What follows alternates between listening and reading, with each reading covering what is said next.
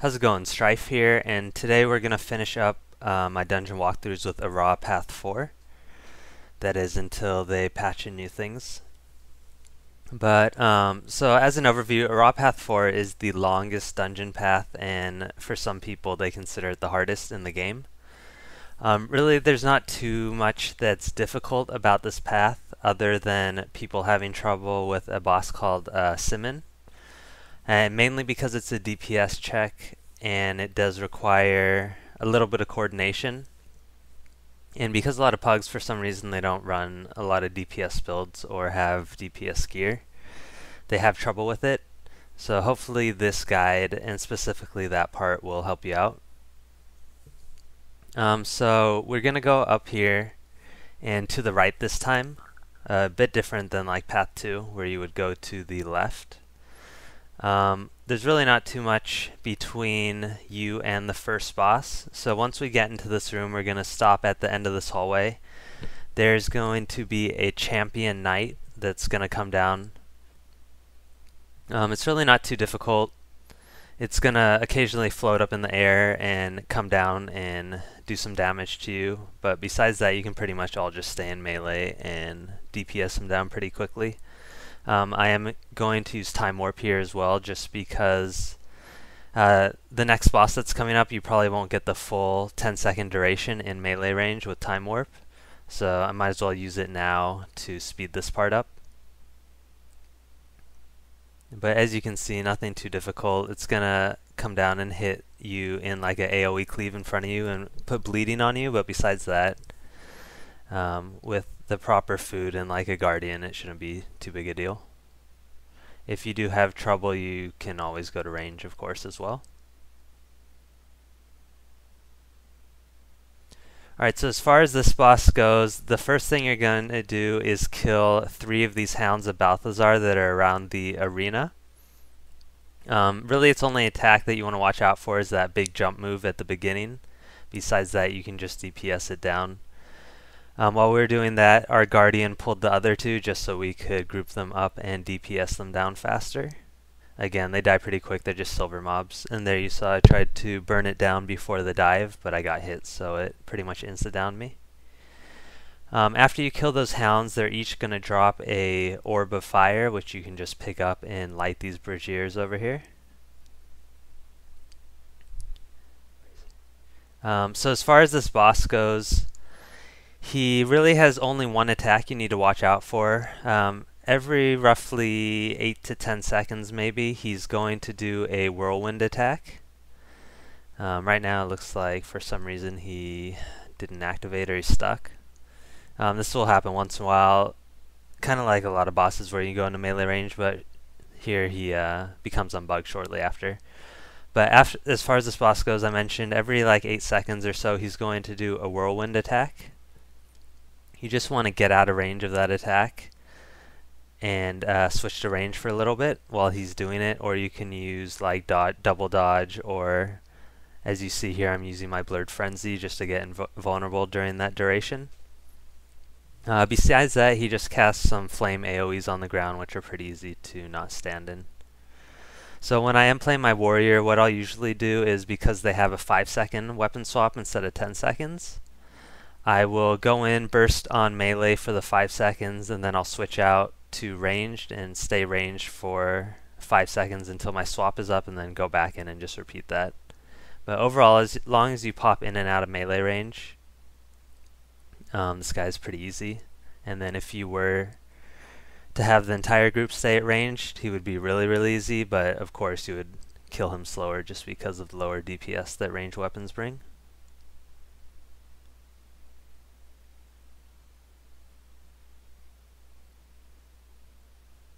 And that is going to be it for this boss. And your first Bloodstone Shard. So the reason that Path 4 is so long is because there are almost twice as many bosses as other dungeon paths, which makes it quite a bit longer in the first place. And then there are a couple bosses that end up taking quite a while just because of their mechanics. So this next boss coming up is going to be one of the slightly longer bosses just because you're going to range him. This is one of the only bosses where I usually range instead of meleeing, which I'll get to in a bit. But as you can see, we're just running through here. There's really not too much. There's some slimes you're going to run by, so you just want to stick to the left of the wall. And then when we get through here, there's going to be some weapons, the hammers and then the bows that'll put cripple on you. So there you saw I just pulled some of them away with my focus pull. When you're running through this section, just watch out for the boulders from the ceiling and then these green things that are floating across the floor. If you get hit, they'll just knock you down, so you want to try and watch out for those. Up here there is a group of 4 risen. 5 actually it looks like. Since I am a Mesmer, we just run through that part. I'll put down Veil at the end and we'll release all the aggro. So it's a pretty short run from that first boss to the second boss. In this room, what you're going to do is you're going to clear the 3 gorillas out here first. Once you clear those, there's going to be buckets of poison around the room. So I'll show you shortly. But basically there's little stumps in each of these rooms and you're going to pour the poison onto them, which will create a tree. Once all the trees are sprouted, basically, the boss will appear. So here I'm going to pick up this bucket and go find one of the tree stumps in one of these rooms. So see here, I'll just pour the poison and it'll create a tree. The trees, they spawn these green floating things that go across the floor, similar to what we were just running through in the hallway. So they're going to knock you down if you do get hit. And then once we kill this gorilla, the last stump is in this room, and we'll fight the second boss.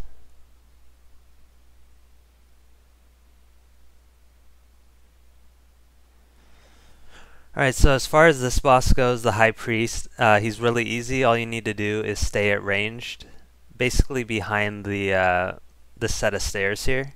What we end up doing, we just go in this corner next to this wall. You can get a bit closer and it'll benefit like some of your illusions on your Mesmer for bursting and stuff like that. So overall this part's pretty boring. We're just going to sit here and pretty much range him down until he dies. There's quite a few of those green things on the floor, so if you do go into melee, you're going to get knocked down a lot and take some damage. Once in a while we'll have warriors, they'll just equip like Frenzy and Endure Pain just to go in and burst 100 blades or something like that to speed it up a bit. But overall it's not that necessary. You can just sit back here and range him down.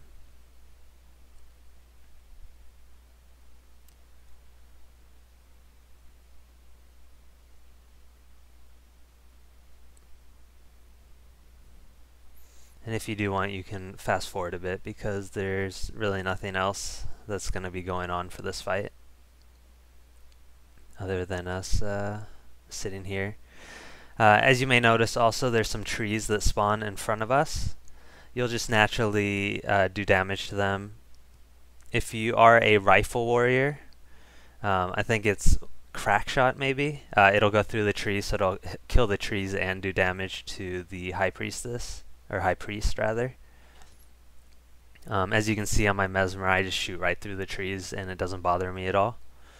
Guardian, your scepter is going to hit them, so you'll naturally kill them as well as they pop up in front of you.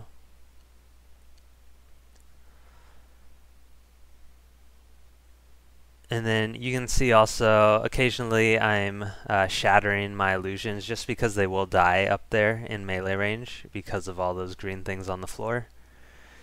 And then also I'll be popping my Signet quite a bit to just spread the Might stacks and the Fury to my group more. To hopefully make this go just a little bit quicker.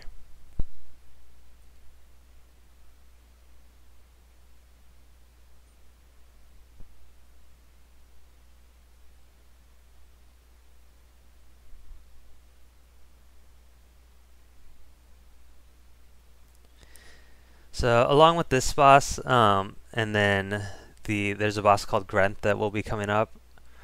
It makes this path take quite a bit longer, as well as, like I said, there's like twice as many bosses. So the time you usually want to shoot for a speed run is around 40 to 45 minutes for this path. There are a couple things to speed it up, but for the most part, you're pretty much confined due to just all the bosses and the mechanics, and just running from event to event. Because we pretty much don't kill any trash in between, except what we have to. And even then, it's still around 40 to 45 minute run. So that was the High Priest fight. From here, again, we are going to run to this next section. In this next section, there's a short event where you have to escort one of the NPCs to blow up the next door. So we are going to kill some trash here. Again, we're going to LOS on this corner. There's going to be a wave of stuff coming, as you can see right here. So just LOSing around here will make it a bit easier to group up all the mobs. If you do have some type of reflect or nullification for projectiles, like the Spirit Shield on our Guardian, you want to use that here as well. It'll help for especially like the hunters, those green projectiles that come out from him, just to negate them. So there we burn down that group, and then we're going to escort the NPC up through this group so he can open, or she can open the next door. Here the only silver mob is this Abomination, similar to the ones that guard the GL door. They die pretty quickly, so just focus that one, and then all of the other stuff will die from cleave. It's just normal trash, so it just takes a couple hits to kill.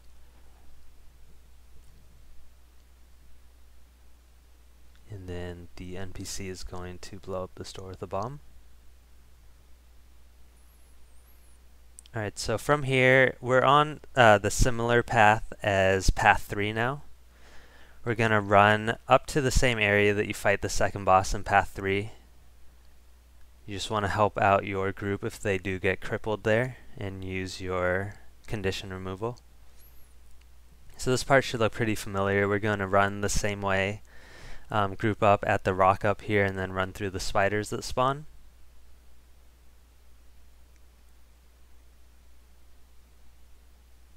And then once you get through the spiders, we are going to leash them up at the rock up here. So here again, I'll utilize my focus to pull some of those spiders to keep them off our group, and then they'll leash when we go up this rock. Alright, so once we drop down here, we'll be at the next boss of this path. The only real attack that this boss has is she will, she's a Mesmer, so she'll spawn like 4 clones, and she'll shatter them, putting confusion. You'll get 25 stacks of confusion on yourself. So when that does happen, you want to either remove it with condition removal or just stop attacking until it wears off. But besides that, this boss is pretty easy, and since she is like a Mesmer, she's a lighter armor class, so you'll do quite a bit of damage to her, and you'll be able to burn her down rather quickly. So here I'm going to cast Time Warp. Obviously you want to try and time your Time Warp in between her illusion summons, so you don't get confusion on you and then attack really quickly and everyone's going to get downed. So she spawns her illusions maybe every 20 seconds or so. So usually after she spawns them like this, you're pretty safe to use Time Warp. There you saw we didn't have our confusion removed fast enough, so someone was still attacking and got downed. But overall, as you can see, she dies quickly and she's not too difficult. Just watch out for those clones, and that should be about it.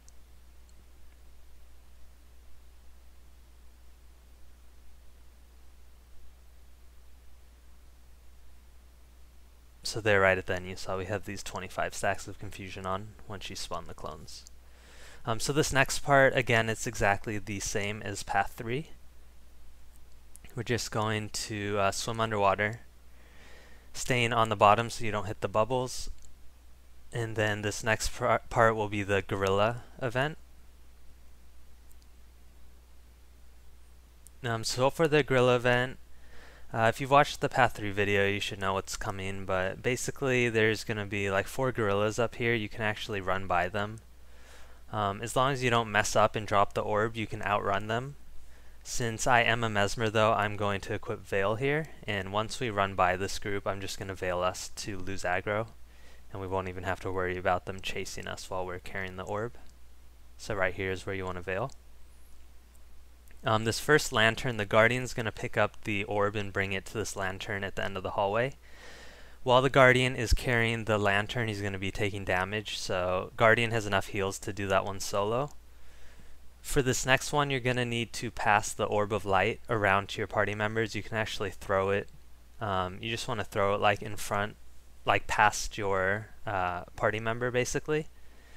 And as long as it passes through them, they'll catch it. It's just like a ground targeted throw. So I'm going to run up here and actually put down a portal just in case one of the group members does drop it,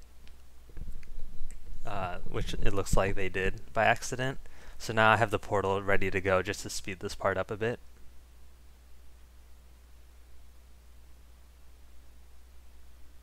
And the good thing is if I don't use the portal, like your party member just gets through it quickly and you don't really need it, you can switch that skill to something else without casting the exit to get the cooldown timer. Obviously now I had to do it, so I have this cooldown timer right now.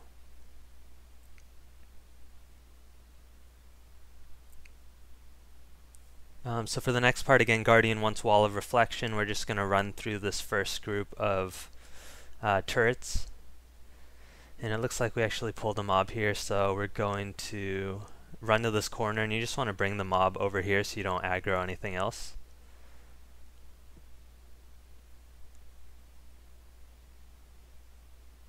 And actually I'm not going to res this guy because he'll rally. So normally if you don't aggro a mob, you're just going to jump over this rock here, and then the Guardian will place his wall down. If I didn't have cooldowns on, I would have had feedback ready also, so you can use that or any reflect projectile type skill. And then again, just pulling these abominations, just like the 3 other paths.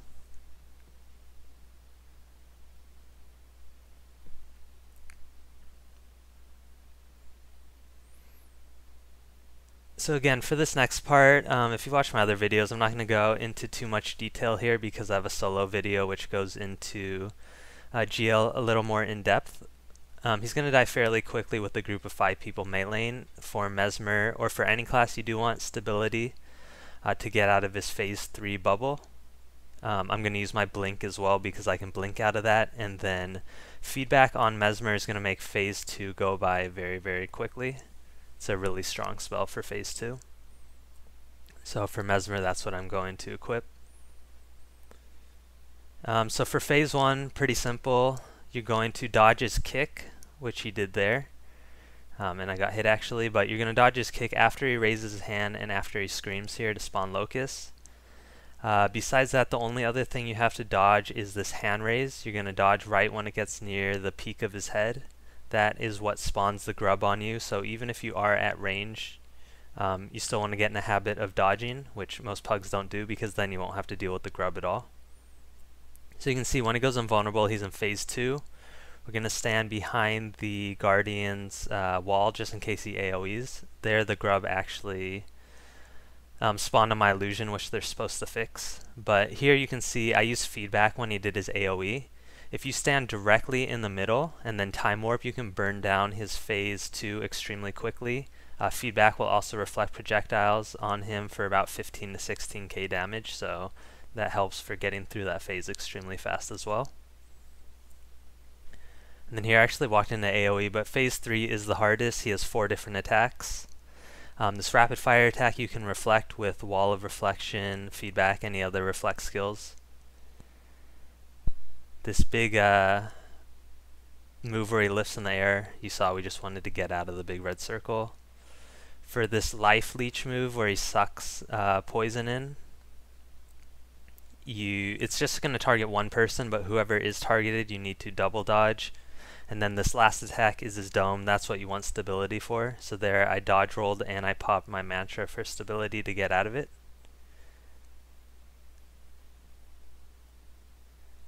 If you just normal dodge roll, you're going to get knocked down by the edge. Except if you are a warrior right now, you'll be able to get out of it. Apparently they're going to fix that in the future though.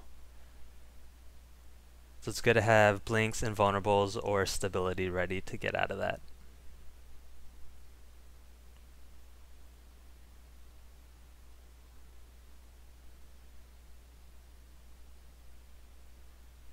And it looks like there I actually ran out of dodges because I double dodged when he did his life leech move. So I got tagged by that AoE, or not the AoE, but the rapid fire. But it looks like he's almost dead here, so we should be fine. If someone does go down, whoever has aggro wants to stay on GL to bait his attacks, and then the other party members can actually res. So you want to bait, like, if he does his orb or his rapid fire attack, just the opposite way of your down person. And you should be able to get your party member up for the most part. Alright, so up here we're just going to go through a short event where we kill some air towers. The towers can actually just be ranged down, so you're not really going to aggro too much or even have to fight too much. So we'll get to this first tower, and you can see we're just going to be ranging it. I'm going to equip Veil here just in case we do aggro something to remove our aggro while we're running.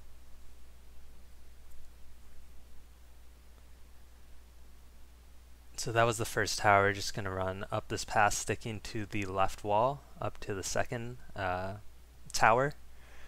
If you do aggro anything, it looks like we do have aggro, so I'm going to use Veil right now. And it looks like our warrior missed it, so we still have aggro. But even if you do have aggro here, it's not a big deal. The drakes are pretty slow moving and they don't have any really crazy attacks to watch out for. So we're just going to keep moving here and ranging this tower down while just kiting the mobs. And then if we keep running to the third tower, eventually all this stuff will leash. So it's really not too big a deal. As long as you stay moving, you shouldn't have any trouble with this part.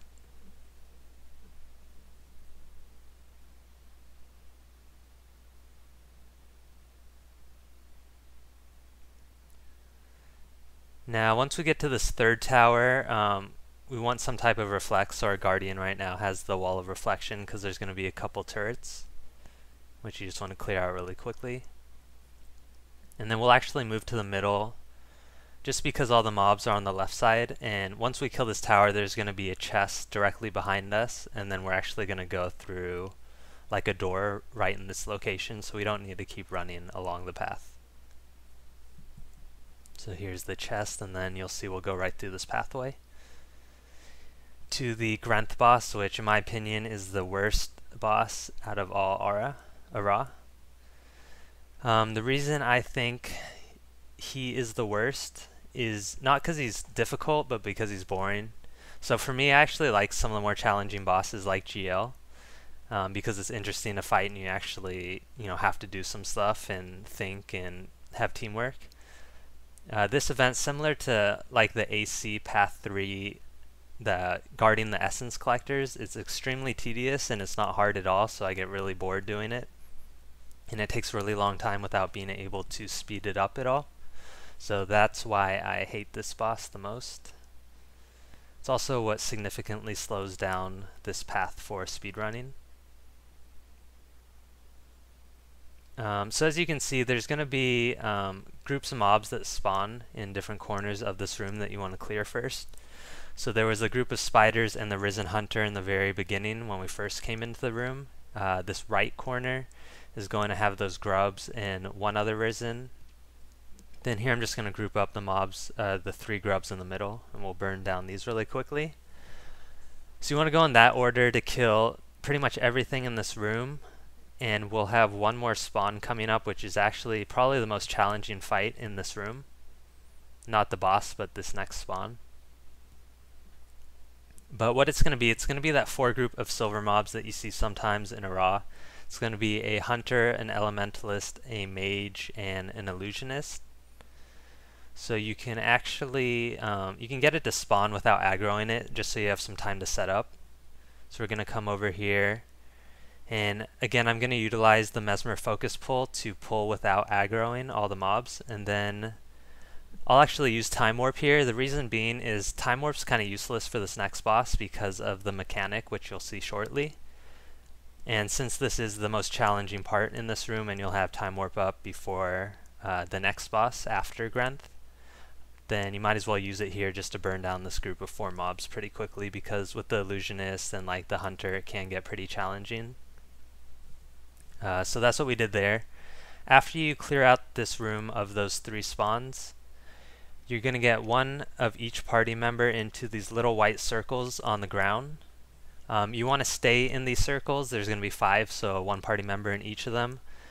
This next Wraith, he's going to teleport to each of these 5 circles. And then each party member, when he gets to their circle, you're just going to damage him, and eventually you'll kill him that way. If you get out of the circle when he like switches to your circle, I believe he will reset, so he'll get all his life back. I've seen it happen a couple times, and I believe that's what causes it. Not 100% sure, but just to be safe, we usually just stick to staying in the circle. Just don't move out of it until he's dead. So there, he's almost dead. And there's going to be, you can see these 2 trash mobs spawn. I actually didn't want to blink out to get out of that stun breaker, just to make sure that Wraith is going to die. So I should be fine here. They're about to kill him, and I actually should kill this Risen before I die.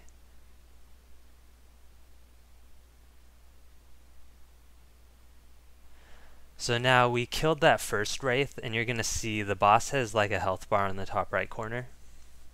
You're not actually going to fight the boss though. This is the part that's super boring about this encounter, or this boss. So Wraiths are going to spawn around the room again in these circles, although now you don't need to keep standing in the circle.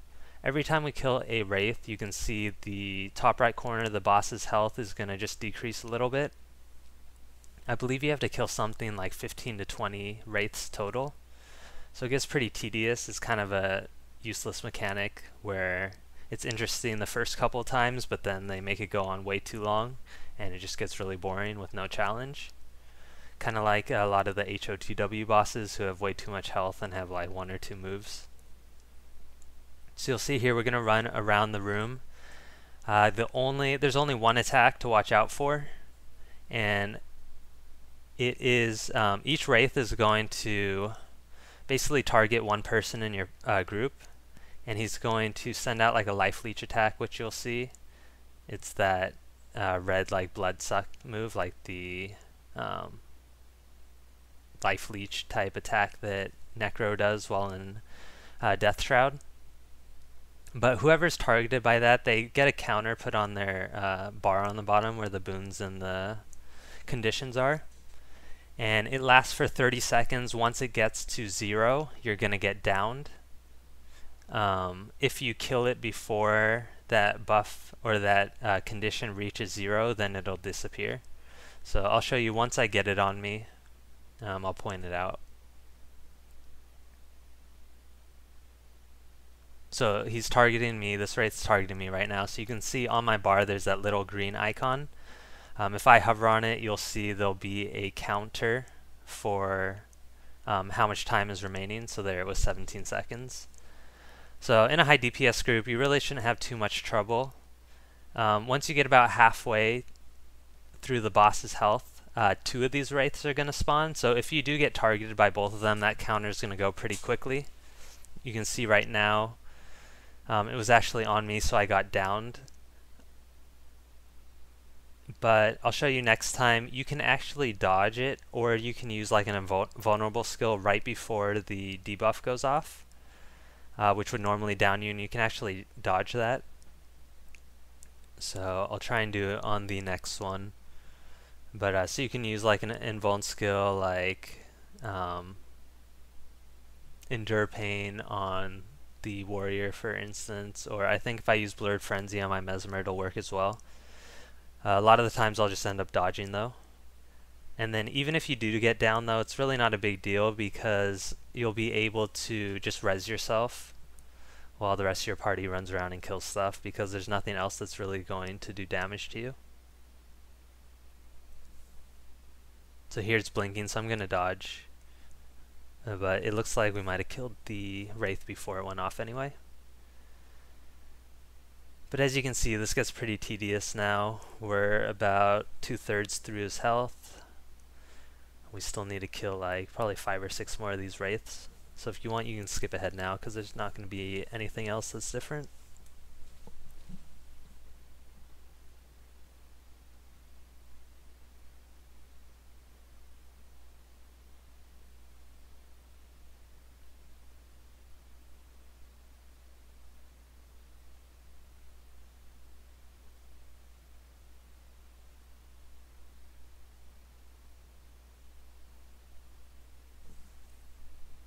And then again, you can spread out when there's the 2 Wraiths up now, just to kill a bit faster.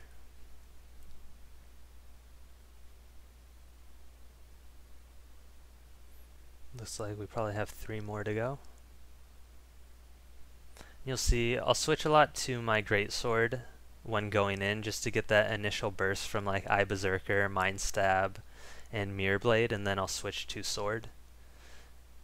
Looks like we have 2 party members down. I was going to go res them, but it's actually, it looks like they're going to be fine. They're naturally just resing themselves because they don't have anything putting damage on them, which I mentioned earlier. Even if you do get down, it's really not too big a deal.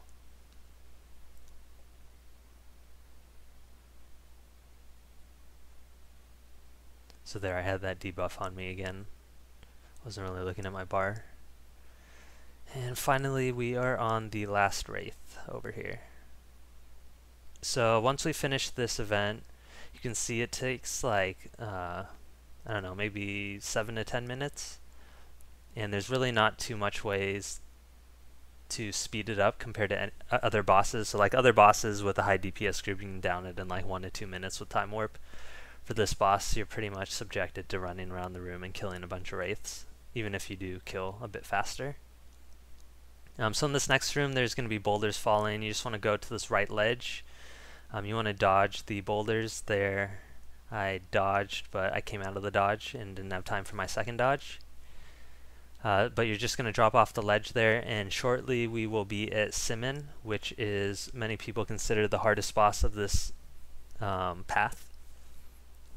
So I'll get into Simon right now.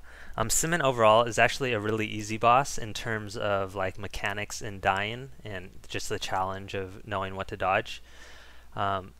People don't fail Simon because they die. They fail because they don't have enough DPS. This is a full-on DPS check, and for some reason pugs, a lot of times people like try to balance too much survivability, and they don't have a DPS spec or any DPS gear, which makes this hard for them.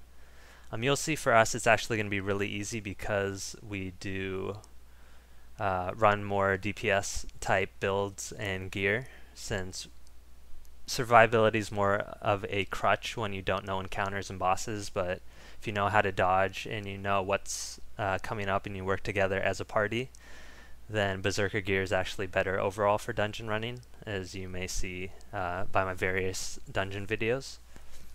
But right now what we're doing is we're stacking tiers up in this corner where we're going to pull Simon. These tiers, Simon's going to petrify one person occasionally. These tiers, you will throw them on the party member who's petrified and they'll become unpetrified. Since we're going to do this fairly quickly, we only stack like 10 of them.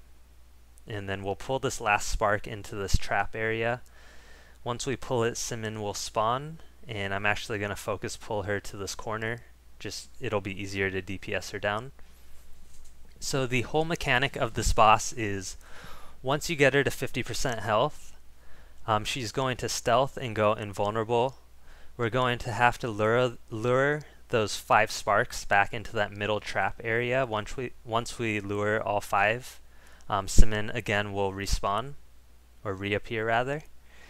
During the time she's invisible, she's actually going to regen health. So if you don't have enough DPS or you don't pull the sparks fast enough, she's just going to regen a lot of her health, which is why pugs get stuck continually just trying to DPS her down without getting anywhere because they don't have enough DPS, and or they aren't able to kite the sparks in quick enough. So here we're going to show you the normal method.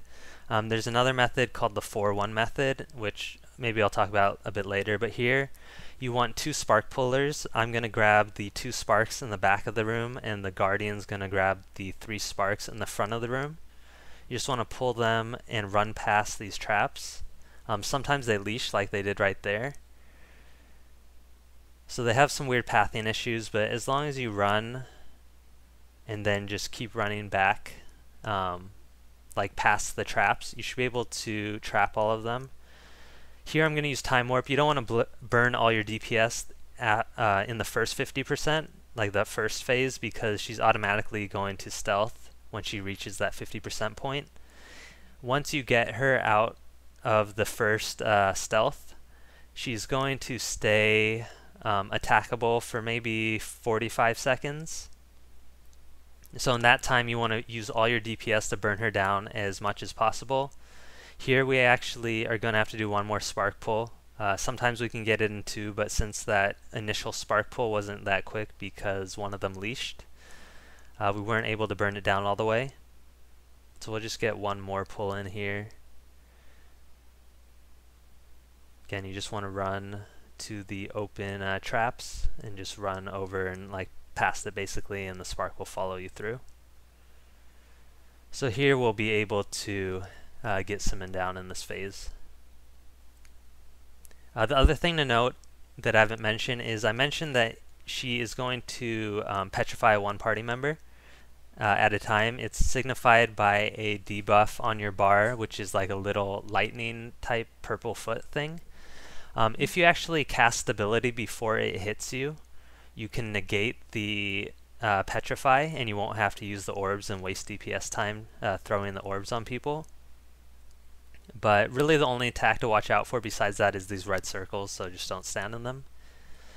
Quickly, I'm going to mention the 4-1 method, which we didn't do here because I wanted to show it to you the normal way without like the glitch, I guess. But the 4-1 method guarantees you'll get it in only one phase in a heavy DPS group.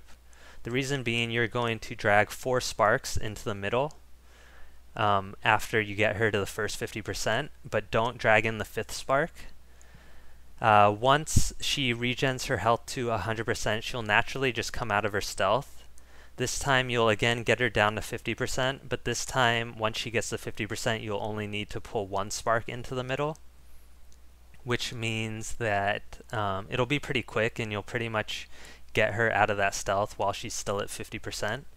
If you're in a heavy DPS group like the one I'm in, you'll be able to burn her from 50 to 0% within that first phase, so you won't have to pull the sparks again.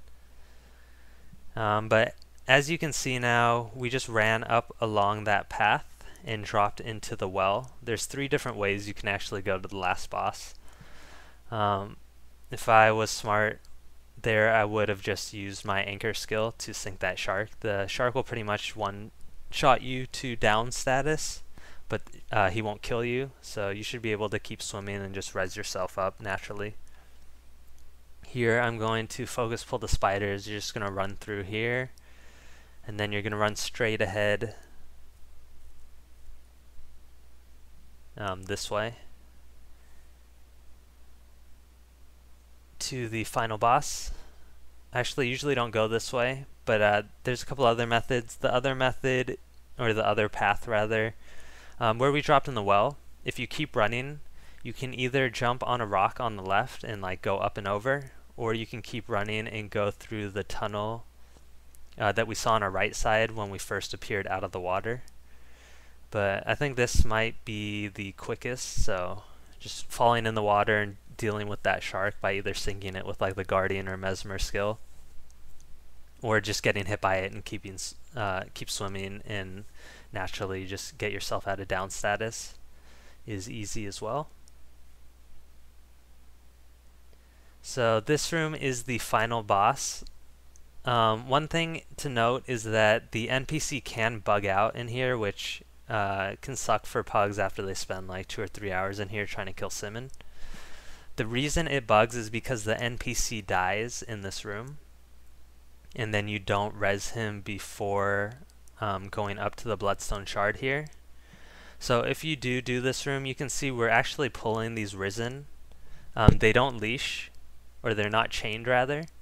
So you can actually pull them one at a time. So we'll pull like 2 of them first and kill those, and then just finish off the last 2. Just to make sure that your NPC doesn't go down and die. If he dies on your run, you also want to res him up before running into this area. So from here, I'm just going to focus pull these last 2 together, and we're going to DPS them down really quickly. As far as this final boss goes, overall, he's actually really easy. I don't know if it's a he or she, it's a bloodstone shard. It's an object, I guess.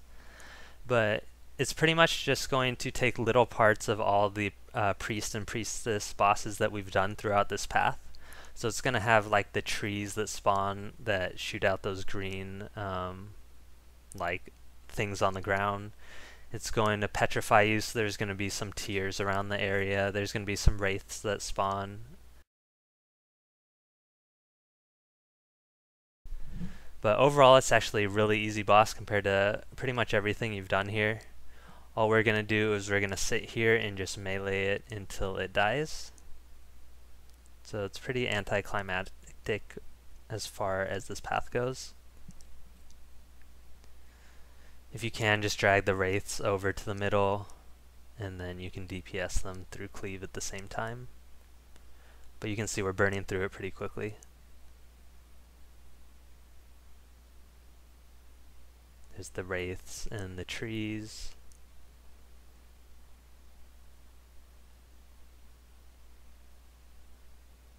And it looks like I have some petrify.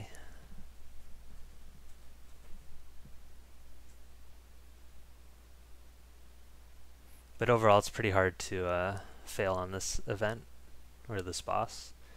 And then once we finally killed the Bloodstone Shard, we will complete Arah Path 4.